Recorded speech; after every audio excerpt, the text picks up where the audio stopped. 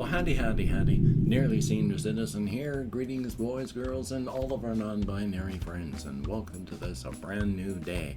Yay, thumbs up for that. Today it is Thursday, the day that I speak of. It is some damn day of the week. It is Thursday, the 30th of December. Thumbs up for that. The inexorable march of time. Yay.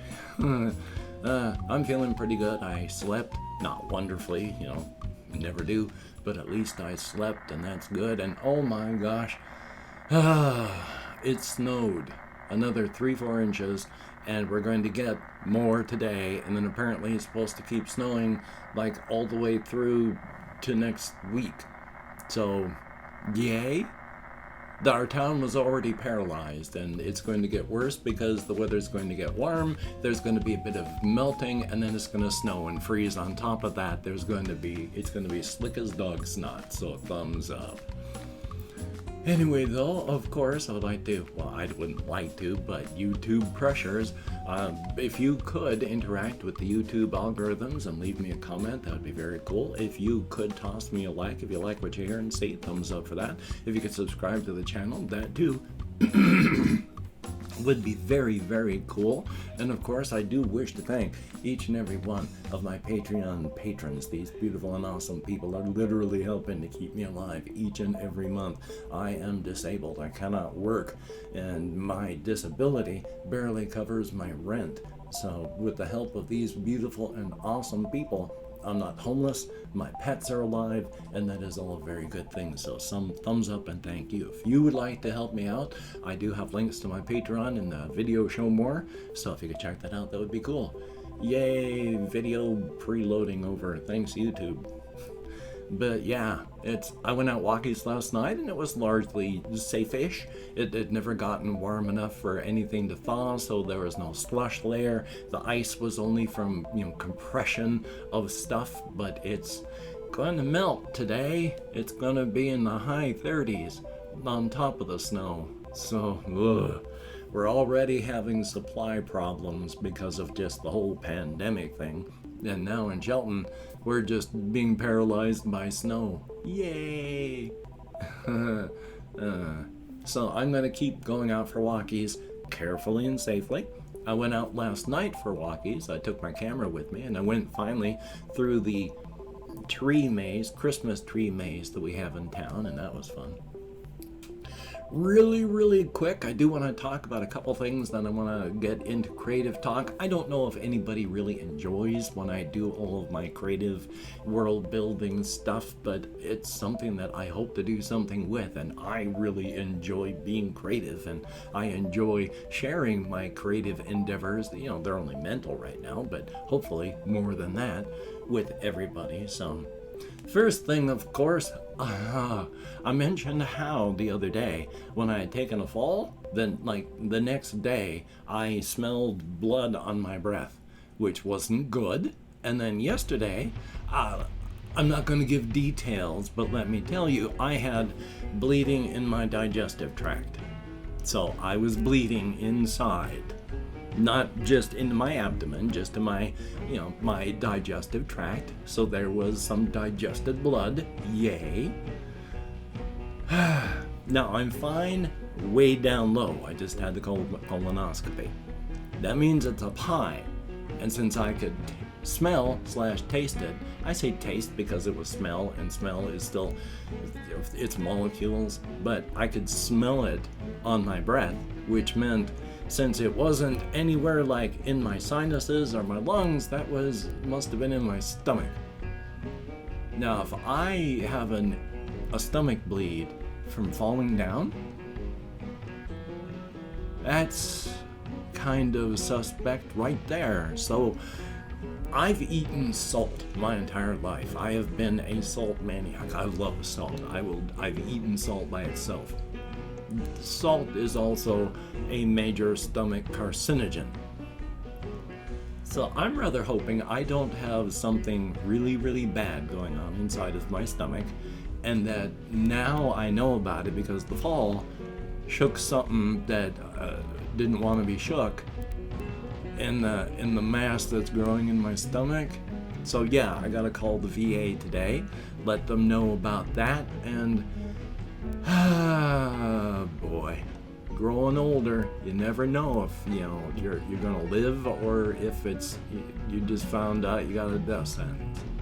So yay, I'd like to live into my 80s, but right now I'd like to make it into my 60s too, and that's less than a year away, so here's hoping. But as well, talking about that, there's also the health stuff tied in with the whole political thing here in the US. The upper echelons of the GOP here in the US has suddenly realized that unvaxxed people are dying a lot. In fact, the major amount of people who are dying from the whole pandemic and those who are getting hurt worst by it is all their base that they basically told not to get vaxxed. And they are dying fast. And they've realized they have died to the point that they may not be able to win elections by votes anymore. All the upper echelon people from Trump, their god over there, and all this are saying, get vaxxed, get vaxxed. But of course the base is saying, no. And the younger people in the party are saying, look, don't listen to people like Trump and such. When they say that, they're old. They don't know what they're talking about. They don't know how to do their own research like you do. Don't get vaxxed. They are dying. And they are worried on the GOP part, which is why they're pushing hard to change rules so to make it so that if you're not older white GOP, your vote doesn't count. And we've had people like, there's a Kentucky, I think it's Kentucky, one of those nations, one of those states, Rand Paul. He basically, his position is, how do you steal an election? Well, you make sure that people are educated, you make it easy for them to vote, you collect those votes, and then you count them. Done. Election stolen. The GOP is now saying that legally voting and legally counting those votes is stealing the election from them. And other parts of them are posting things about if Democrats move out of their state, then obviously they shouldn't be able to vote for a while. They're making no bones about the fact that they just don't want people to vote if they're not their party. They shouldn't be allowed to vote. It's a privilege and they shouldn't do it. So, yay for the US. But I don't want to talk politics, and God knows why. Well, I mean, we know why, but now this virus that doesn't care about politics is a political issue here.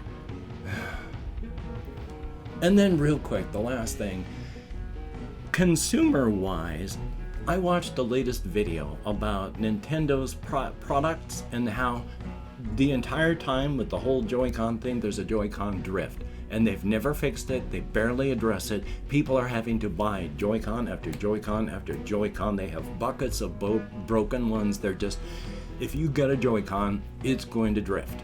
And they've never fixed it, and they're not addressing it. And so this person that made the video is talking about, well, I hope they lose money. I'm not going to be sad about them losing money. I'm still going to buy Nintendo hardware and software, but I'm not going to feel sad when they lose money. You just told them right there that they don't need to change. You told them you're going to keep buying their hardware and their software. As long as you buy the Joy-Cons, as long as you buy their hardware, you've told them you'll keep doing it. Why should they change? Why should they? They're making money selling you new Joy-Cons, and you're willingly telling them, yeah, I'll keep doing it. I won't be sad when they lose money, but I'll keep giving them mine. Why should they change? So, that's joyous as well. But if I can try and remember now the various things that I wanted to talk about with the whole razor's edge thing, because as I have tried to work out in my head, and the whole Apple Rock Kaiju has come from just the name Apple Rock. and then trying to figure out why why would they call the place Apple Rock, to, well, now it's the kaiju that keeps rampaging through the town like every 5 years and eating people and destroying things. And to now it had come up with, that's actually the strongest and most powerful of all creatures in this Razor's Edge. And lately, while walking, I had posited before that the Razor's Edge and such, the energy on the outside of that is like a buildup of static charge between the inside and the outside. And then when a door is made and pierced and people go through, there's that burst, that arc of energy, and it discharges and it creates a Razor's Edge. It uses the energy that's there, everything in it, and there is life, there is civilization, there are things, just things that we can't comprehend because it's in an infinite possibility of now. But it's there. When this place happened, there was that burst of world-altering, destroying energy. Everything inside of that energy was destroyed and the Razor's Edge was created, except right in the center of it, there was actually one creature from that watched everything that they had known, everyone that they had known, everything that they had done, hoped for, and wished for, in an instant, destroyed. And they find themselves in the center of a 10,000 radius, 20,000 circumference circle, 20,000 kilometer circumference circle of matter in a new world that has just been created. And that was the Apple Rock Kaiju that had existed before, so powerful that it survived this burst of energy. And of course, I posit as well that, because it's that static thing, things build up along the edge between the two universes, even though they're conjoined because they spread their energies. Each time a door, boom, there is that burst. And yes, they are infinite possibilities. But these energies on the Razor's Edge is a static buildup looking to discharge. And that is what creates.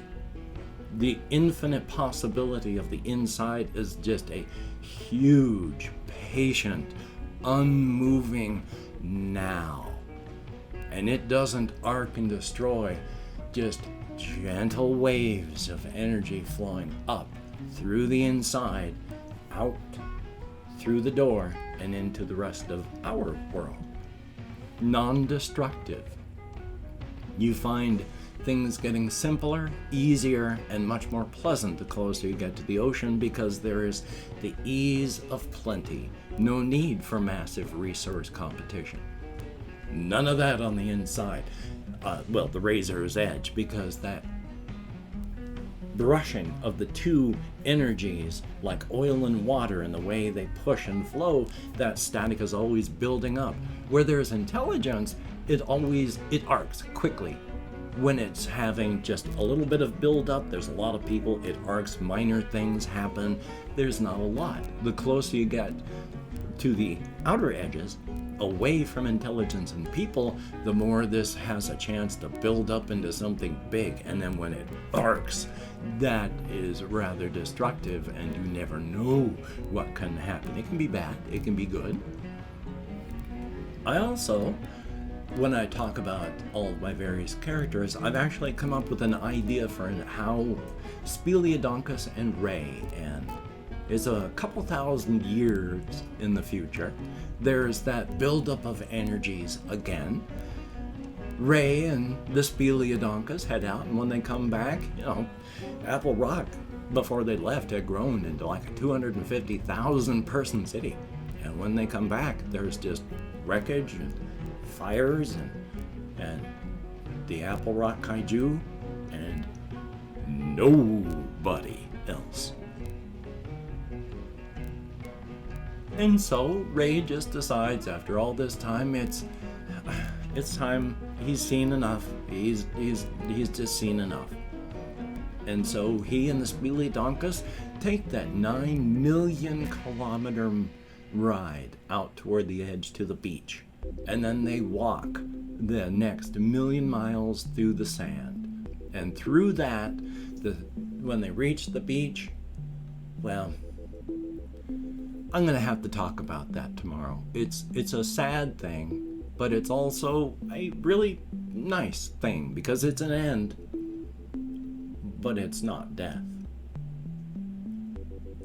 And I've opened up 24 hours worth of comments in my community tab. I have far, far less than 25 people who leave me comments, but anything more than 0 is definitely a good thing. So thank you so very, very much. If I mispronounce the username, no disrespect is intended. I'm an American English speaker, and even though I can't American Sign Language, with my depression and fibro and ADHD, THC use for pain and mobility, hokey smokes. I'm still getting better all the time with my memory, but we have Rico Ramos, thumbs up. We have Arathi SAI, Sai, but thank you. Kevin Lau, LAU, thumbs up. Kelvin, not Kevin.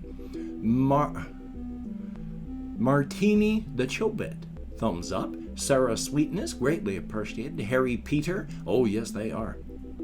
Joe Armstrong, thumbs up and thank you. There's a Adolf Hitler fan. Thanks for the name, bud. We have Killin' It, greatly appreciated. Ben B, good to see you in the comments. We have Whisker the Baker, greatly appreciated. Thumbs up, it is a good thing. And then there is Zim Zam Zalap Bim, who leaves a comment where this is one of the main reasons that I continue to do my stuff, and I don't get postcards anymore, but I have gotten postcards in the past from people who have thanked me, where they said it helps get through the days.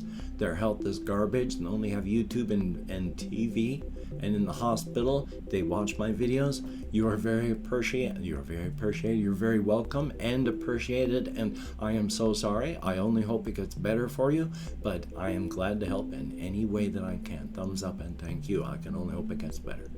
Then there is STACH Verkest, VERKEST, thumbs up, and that is it. 12 people who left me comments in the last 24 hours. As stated, anything more than 0 is awesome, so thumbs up and thank you. You get me out of my head for a very short period of time, dealing with real people, if only in text, and that is appreciated. I am socially awkward, socially withdrawn, and so I need to interact with people somehow. And hey, with my hands in the air, don't know what device you're watching this on, so I don't know where the show more is, but in the video description, there are links to all of my various channels. If you could check that out, that would be very cool. If you could check out my various other links, like Twitter, Facebook, Patreon, and again, I do wish to thank my Patreon patrons. These beautiful and awesome people literally help to keep me alive. It is very, very appreciated. Hokey smokes. It is a good thing. It is greatly appreciated, and if you could help me out and become one of these beautiful and awesome people, that would be beautiful and definitely awesome. Now, of course, if you don't want to become a patron, I do have links to like my PayPal. If you could toss me whatever spare change you have, I got next to nothing. Anything helps. Thumbs up and thank you. If you'd like to help me out without sending money, I do have an Amazon wishlist link with things like cat food on it, and my kitty cat needs food, and we are running out of cat food in town. There's barely any cat food because of supply chain issues, so thumbs up for that. Now, of course, I've derailed myself on that one, but I think it's do not feel obligated, I do not feel entitled, and if you cannot or you simply do not donate, I take all good wishes and I deposit them in the bank of my heart where I draw interest, so thank you. And of course, if you could toss me a like, I appreciate all the positive validation I get from my existence, a definite thumbs up, and if you could hit the notification bell on the subscription button, that would be very cool, greatly appreciated, a definite thumbs up on that. Of course, please seek creativity, positivity, and balance in your life. These are a good foundation. Not the only foundation, there are lots more, but it is a good foundation to start with. And as mentioned, with all the people in the United States and in various other countries around the world who refuse to take even the slightest bit of care for the other human beings around them, take care of yourself, because they don't care if you live or die.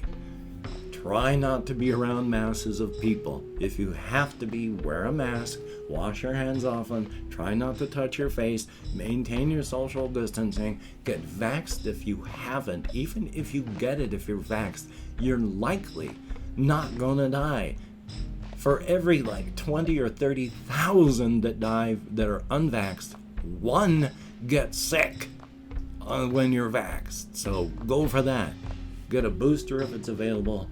Good golly, Miss Molly. So, until we meet again, you take care. Have a great day today. I will see you on the flip side, and that is, in my book, a very good thing. I honestly have no idea what my real speaking voice is. This is closer to what my natural voice is, but it's harder for people to hear a deep voice. So I have spent decades of my life cranking up the constriction in my chest and my throat so I speak up here so that people can hear me better. What is my natural speaking voice? I don't know anymore.